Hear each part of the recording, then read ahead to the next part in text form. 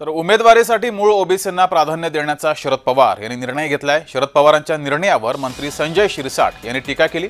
निवडणुकीच्या तोंडावर अशा निर्णयानं जातीवादाला खतपाणी मिळेल। शरद पवारांनी जाणीवपूर्वक हे वक्तव्य केलेलं आहे असं संजय शिरसाट यांनी म्हटलंय। जातीवादाला खतपाणी घालण्याचा हा प्रयत्न आहे, जातीवादाला खतपाणी मिळेल असं शिरसाट यांनी म्हटलंय।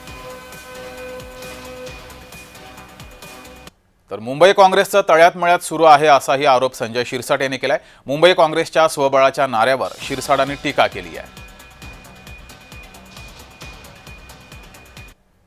वडट्टीवाराने घोषणा केलेली आहे, भाई जगतापने घोषणा केलेली आहे, पुन्हा नाशिकमध्ये तुम्ही आता पाहाल तिथं त्यांची युतीची घोषणा होते।